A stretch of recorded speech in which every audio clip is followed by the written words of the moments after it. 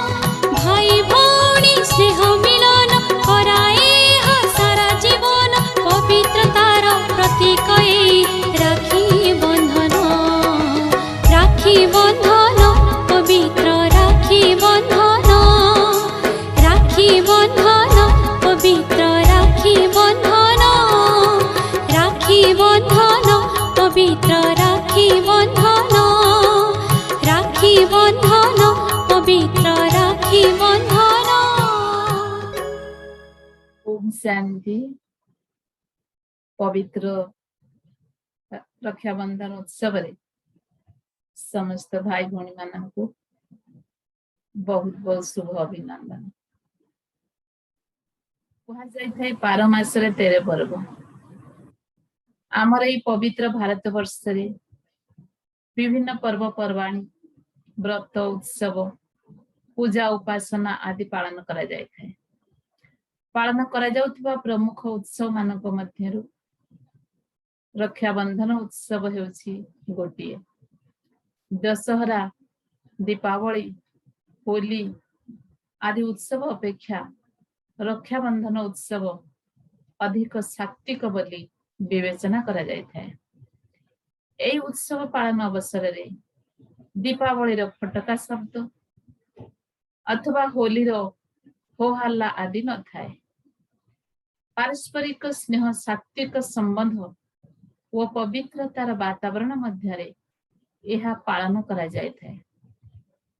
प्रत्येक वर्ष श्रावण शुक्ल पूर्णिमा रे ए उत्सव पालन करा जाय थाए।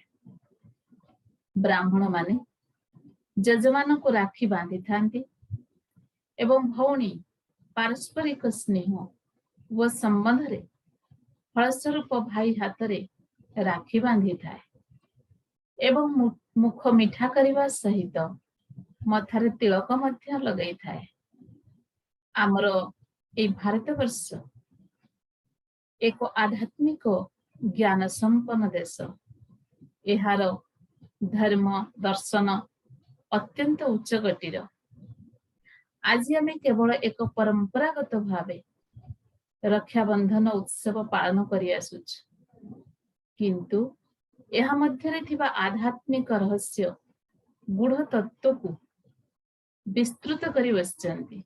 तेबे आमे संक्षिप्त रे आज रक्षाबंधन उत्सव अवसर रे रक्षाबंधन उत्सव आध्यात्मिक रहस्य एवं मान्यता समक्ष जानिबा। यार आध्यात्मिक रहस्य जदि व्यक्तिगत अर्थ रे देखिबा, रक्षाबंधन शब्द को रक्षा एवं बंधन बुझा जीव। साधारण रे मध्य एहा को मान्यता अछि जे भौणी रक्षा पाई भाई हाथ रे राखी बांधी थाए। तेबे यदि शारीरिक दृष्टि विचार करा जाए, भाई कौन भौणी रक्षा करने को सर्वदा समर्थ? कारणवश तो भाई दूर रे बा विदेश रे रहउतिले भौणी रक्षा करने को समर्थ होई परिबे? एकाधिक भौणी एवं जोने भाई से पुणी बयस रे तांके ठारु सान, तेबे से भौणी रक्षा करने को समर्थ? जने धनी शिक्षिता प्रतिष्ठा संपन्न भौणी अपाठुआ दरिद्र भाई हाथ रे राखी बांधुसी, तेबे से भाई कौन भौणी रक्षा करने को समर्थ? जने अकर्मण्य भाई हाथ रे सुस्थ सबला भौणी राखी बांधुसी, से भाई कौन तो भौणी रक्षा करने को समर्थ? तेणु एपरी अनेक विचार आसी थाए। वर्तमान परिप्रेक्षी रे एपरी कौनसी भाई नांती जे कि निजर कर्म रे व्यवहार रे भौणी रक्षा पाई सर्वदा जत्नशील होई थांती, अथवा मन रे आजीवन दृढ़ प्रतिज्ञार व्रत नहीं थांती। जदि देखा जाए, भाईर कर्तव्य ही होउछि भौणी रक्षा करिबा, सम्मान देवा। तेणु रक्षाबंधन उत्सव भावार्थ अन्य किछि होई पारे। द्वितीय जोड़ा जाउछि बंधन। आजिकल समस्ते स्वतंत्र प्रेमी, एणु जो माने बंधन अछि, जोठारे बंधन अछि सेठारु निवृत्ति हेबाकू बा रहिबाकू चेष्टा करନ୍ତି, किंतु रक्षाबंधन उत्सव को खुशी रे पालन करतांती। तेणु यह एक स्वतंत्र एवं प्रिय बंधन। बंधन दुई प्रकार, गोटे हला सांसारिक बंधन, द्वितीय हला ईश्वरीय बंधन। सांसारिक बंधन हेउछि कर्म बंधन, जेउठारु मनुष्य को दुख प्राप्ति होई थाए। ईश्वरीय बंधन हेउछि आध्यात्मिक बंधन अथवा धार्मिक बंधन, जेउठारु मनुष्य को सुख प्राप्ति होई थाए। संसार रे प्रत्येक विचारवंत मनुष्य कर्म बंधन रो मुक्ति पाइबा पई चेष्टा करथांती एवं ईश्वरीय बंधन रे बांधिबा पई मनस्थ करथांती, किंतु आज रक्षा बंधन रो ए आध्यात्मिक भाव को दूरे दैछंती। एहा केवल एक प्रथा रूप रे प्रचलित होई आसी। भौणी व्यतीत राखी रे ब्राह्मण माने मध्य जेजमानक हाथ रे राखी बांधि थांती। रक्षाबंधन उत्सव को पुण्य प्रदायक पर्व अथवा विषय विकार नाशकारी पर्व मध्य कहा जाय थाए। एही नाम गुड़िकर एहार अभिप्राय स्पष्ट होई थाए। किंवदंती रे वर्णित अछि, एहा को पालन करला वाला स्वर्ग राज्य रे अधिकारी होई थांती। एक कथा मध्य अछि जे असुर मानक ठारू युद्ध रे परास्त होई देवराज इंद्र निजर साम्राज्य हरई बसतेले। पुनः इंद्राणी ठारू राखी बांधी से निजर साम्राज्य फेरी पाई दिले। अन्य एक कथारे लेखा अछि, जम मध्य निज भौणी जमुना ठारू राखी बांधिथिले एवं से कहिथिले ए बंधन को बांधिया वाला मनुष्य जमदंड मुक्ति पाई थांती। ତେଣୁ ରକ୍ଷାବନ୍ଧନ ପର୍ବର ସମ୍ବନ୍ଧ ବିଷୟ ବିକାରକୁ ତ୍ୟାଗ କରିବା ଅଥବା ପୁଣ୍ୟ ଆତ୍ମା ବନିବା ଏହା ସହିତ ହିଁ ରହିଛି। ବାସ୍ତବରେ ରକ୍ଷାବନ୍ଧନ ଉତ୍ସବରେ ବ୍ରାହ୍ମଣ ମାନେ ଜେଜେମାନଙ୍କୁ ରାକ୍ଷୀ ବାନ୍ଧିଥାନ୍ତି। ବ୍ରାହ୍ମଣ ମାନେ ଧର୍ମ କାମରେ ହିଁ ହାତ ଦେଇଥାନ୍ତି ଏବଂ ପବିତ୍ର କର୍ମ କରିବା ସେମାନଙ୍କର ଧର୍ମ ବା ନିୟମ। ଏଣୁ ରକ୍ଷାବନ୍ଧନ ଉତ୍ସବ ଏକ ଧାର୍ମିକ ଉତ୍ସବ ଏବଂ ଏହା ଆମର ଇନ୍ଦ୍ରିୟ ଉପରେ ବିଜୟ ପ୍ରାପ୍ତ କରିବାର ସଂକଳ୍ପର ସୂଚକ, ଅର୍ଥାତ୍ ଭାଇ ଏବଂ ଭଉଣୀର ସାତ୍ତ୍ୱିକ ସମ୍ବନ୍ଧରେ ମନୋବଚନ କର୍ମରେ ଥିବା ପବିତ୍ରତାର ବୋଧକ ଅଟେ। ଭାଇ ଭଉଣୀର ସମ୍ପର୍କ ଅତ୍ୟନ୍ତ ପବିତ୍ର। ଅତଏବ ଭଉଣୀ ଭାଇ ହାତରେ ରାକ୍ଷୀ ବାନ୍ଧିବାର ତାତ୍ପର୍ଯ୍ୟ ହେଲା, ଭାଇ ଆଜିଠାରୁ ଏହି ବ୍ରତ ଧାରଣ କରୁ କି ସେ ପବିତ୍ରତାକୁ ଧାରଣ କରିବା ସହିତ ନିଜର ଦୃଷ୍ଟି, ବୃତ୍ତି, କୃତିକୁ ପବିତ୍ର ବନେଇବ ଏବଂ ମନୋବଚନ କର୍ମରେ ପବିତ୍ର ରହି ସମସ୍ତ ନାରୀଙ୍କ ସହିତ ଭଉଣୀ ରୂପରେ ବ୍ୟବହାର ପ୍ରଦର୍ଶନ କରିବ। ବ୍ରାହ୍ମଣ ମାନେ ରାକ୍ଷୀ ବାନ୍ଧିବାର ଉଦ୍ଦେଶ୍ୟ ମଧ୍ୟ ତାହା। ପୂର୍ବେ ବ୍ରାହ୍ମଣ ମାନେ ନିଜେ ପବିତ୍ର ରହି ଅନ୍ୟମାନଙ୍କୁ ପବିତ୍ର ରହିବା ପାଇଁ ପ୍ରେରଣା ବା ଶିକ୍ଷା ଦେଉଥିଲେ। ତେଣୁ ରକ୍ଷାବନ୍ଧନରେ ରାକ୍ଷୀ ସମସ୍ତଙ୍କୁ ବନ୍ଧାଯାଏ ଯେ ସମସ୍ତ ମନୁଷ୍ୟ ଯେପରି ପବିତ୍ରତାର ବ୍ରତ ନିଅନ୍ତୁ। ଆଧୁନିକ ସମାଜରେ ତେବେ ମନରେ ପ୍ରଶ୍ନ ଉଠେ, ପବିତ୍ରତାର ରାକ୍ଷୀ ବାନ୍ଧିବା ବାଲା ଭଉଣୀ ଅଥବା ବ୍ରାହ୍ମଣ ସ୍ୱୟଂ ବ୍ରହ୍ମଚର୍ଯ୍ୟ ବ୍ରତ ଜ୍ଞାନ ସହିତ ଧାରଣ କରିଛନ୍ତି ତ? ଅଥବା ବ୍ରାହ୍ମଣ ମନୋବଚନ କର୍ମରେ ପବିତ୍ରତା ଅବଲମ୍ବନ କରିଛନ୍ତି ତ? ଏହା କେତେ ଦୂର ଯଥାର୍ଥ? ଏହି ସନ୍ଦର୍ଭରେ ମହାତ୍ମା ଗାନ୍ଧୀଙ୍କର ଗୋଟିଏ କଥା ମନେ ପଡେ। ତାଙ୍କ ନିକଟକୁ ଥରେ ଜଣେ ବୟସ୍କ ସ୍ତ୍ରୀ ଲୋକ ନିଜର ଛୋଟ ପୁଅକୁ ନେଇ ଆସିଥିଲେ ଏବଂ କହିଲେ, ମହାତ୍ମାଜୀ, ମୋର ପୁଅ ଯେତେ କହିଲେ ସୁଦ୍ଧା ଗୁଡ ଖାଇବା ଛାଡୁନାହିଁ। ଆପଣ ଖାଇବା ପାଇଁ ମନା କଲେ ସେ ମାନିଯିବ। ମହାତ୍ମା ଗାନ୍ଧୀ କହିଲେ, ମାସକ ପରେ ପିଲାକୁ ମୋ ପାଖକୁ ନେଇ ଆସିବୁ, ମୁଁ ତାଙ୍କୁ ବୁଝେଇବି। ପୁଣି 1 ମାସ ପରେ ଉକ୍ତ ସ୍ତ୍ରୀ ଲୋକ ନିଜ ପୁଅକୁ ନେଇ ମହାତ୍ମା ଗାନ୍ଧୀଙ୍କ ନିକଟରେ ପହଞ୍ଚିଲେ। ଗାନ୍ଧୀଜୀ ପିଲାକୁ ବୁଝେଇଲେ ଏବଂ ପିଲା ତାଙ୍କ କଥାକୁ ମାନିଗଲା। ତାପରେ ସ୍ତ୍ରୀ ଲୋକ ଜଣ କହିଲେ, ଆପଣ ମାସକ ପୂର୍ବରୁ ଏ କଥା କହିଥିଲେ କେତେ ଭଲ ହୋଇଥାନ୍ତା। ତାପରେ ଗାନ୍ଧୀଜୀ କହିଲେ, ମୁଁ ସେତେବେଳେ ଏଇ କଥା କହିବା ପାଇଁ ଅଧିକାରୀ ହିଁ ନଥିଲି। କିପରି କହିଥାନ୍ତି? ସ୍ତ୍ରୀ ଲୋକ ଜଣ କହିଲେ, କାହିଁକି? ଗୋଟିଏ ମାସ ଭିତରେ ଅନ୍ତର କଣ ରହିଲା? ଗାନ୍ଧୀଜୀ କହିଲେ, ଅନ୍ତର କିପରି ନ ରହିବ? ମୁଁ ନିଜେ ଯେତେବେଳେ ଗୁଡ ଖାଇବା ଛାଡିଦେଲି ତାପରେ ଯାଇ ମୋ କଥାରେ ପ୍ରଭାବ ପିଲା ଉପରେ ପଡିଲା। ତେଣୁ ଆଜିର ଏହି କଳୁଷିତ ସମାଜରେ ପବିତ୍ରତା ଏବଂ ଉତ୍ତମ ଚରିତ୍ରର ମହଙ୍ଗା ବଢିଯାଇଛି। ସୃଷ୍ଟିର ଏହି ସନ୍ଧିକ୍ଷଣରେ ବିଶ୍ୱ ରକ୍ଷକ, ବିଶ୍ୱ ପରିବର୍ତ୍ତକ, ସଦା ସମର୍ଥ ନିରାକାର ପରମପିତା ପରମାତ୍ମା ଶିବ ସାକାର ପ୍ରଜାପିତା ବ୍ରହ୍ମାଙ୍କ ମୁଖ କମଳ ଦ୍ୱାରା ବାସ୍ତବିକ ଜ୍ଞାନ ଏବଂ ରାଜଯୋଗର ଶିକ୍ଷା ଦେଇଥାନ୍ତି। ଏହାକୁ ନରନାରୀ ଜୀବନରେ ଧାରଣ କରି ନିଜ ମଧ୍ୟରେ ଥିବା ବିଷୟ ବିକାରକୁ ତ୍ୟାଗ କରିଥାନ୍ତି ଏବଂ ପବିତ୍ର ଜୀବନ ଯାପନ କରିଥାନ୍ତି। ବ୍ରହ୍ମାଙ୍କର ମୁଖ କମଳ ଆଧାରରେ ଜନ୍ମ ନେଇଥିବାରୁ ସେମାନଙ୍କୁ ପ୍ରକୃତ ବ୍ରାହ୍ମଣ ଅଥବା ବ୍ରହ୍ମା କୁମାର, ବ୍ରହ୍ମା କୁମାରୀ କୁହାଯାଇଥାଏ। ଆସନ୍ତୁ ଆମେ ଆଜି ସମସ୍ତେ ନିର୍ମଳ ସ୍ନେହରେ ରାକ୍ଷୀ ହାତରେ ବାନ୍ଧିବା ଏବଂ ପବିତ୍ରତାର ବ୍ରତ ନେବା ଏବଂ ନିଜକୁ ସର୍ବଦା କାମ, କ୍ରୋଧ, ଲୋଭ, ମୋହ, ଅହଙ୍କାର, କଳହ, କ୍ଲେଶ, ଈର୍ଷା ଆଦି ମନ ବିକାରରୁ ରକ୍ଷା କରି ଇନ୍ଦ୍ରିୟଜିତ ବନିବାର ଦୃଢ ସଂକଳ୍ପ ନେବା। ତେବେ ଆମେ ଶିବ ପରମାତ୍ମା ପ୍ରଦତ୍ତ ମୁକ୍ତି ଓ ଜୀବନ ମୁକ୍ତି ପ୍ରାପ୍ତ କରିପାରିବା।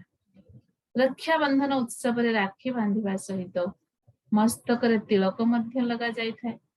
ଭ୍ରୁକୁଟିରେ ଏହି ତିଳକ ଆତ୍ମିକ ସ୍ଥିତିକୁ ଜାଗୃତ କରିଥାଏ ଅଥବା ଆତ୍ମିକ ସ୍ମୃତିରେ ରହିବାର ଏହା ପ୍ରତୀକ ଅଟେ।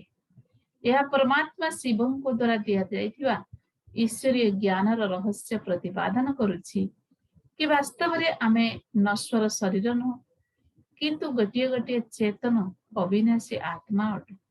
आत्मार मूल धर्म पवित्रता निजको आत्मा निश्चय करी कर्म करिबा द्वारा अपवित्रता दूरीभूत होइଥାଏ।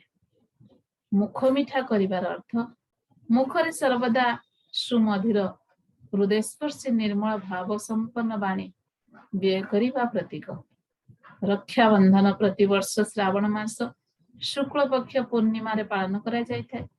श्रावण मास को मळ मास बोली मध्य कहिथांती। याको पुरुषोत्तम मास बोली मध्य मानि थांती एवं सत्संग आदि करिथांती। एही कथा उक्त रहस्य को प्रकाश करुछि जे जेतेबेले सृष्टि काम क्रोध आदि विकार रे ग्रसित होई जाय थाए सेतेबेले परम पिता परमात्मा पुरुषोत्तम प्रजापिता ब्रह्मा शरीर रे अवतरण करी ज्ञान वर्षा करिथांती एवं पवित्र ब्राह्मण रचना करिथांती जो माने सत्संग करिथांती एवं पवित्रतार राखी अन्य मनुष्य मान को बांधिथांती। पूर्ण चंद्र जे की परिपूर्णता एवं अमरत्वर प्रतीक अटे। तेबे आसंतु आज ये पवित्र रक्षाबंधन उत्सव रे प्रकृत आध्यात्मिक रहस्य को जानी राखी बंधन उत्सव पालन करिबा। ओम शांति।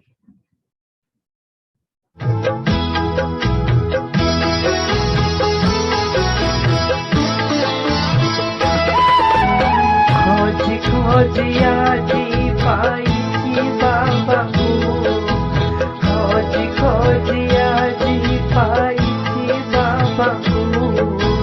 नाही मोर डर सते आउ काहाको, नाही मोर डर सते आउ काहाको। आहा कि भाग्य देख पाइछि मोहि, आहा कि भाग्य देख पाइछि मोहि। विकार को डर आउ मोर नाही, विकार को डर आउ मोर नाही।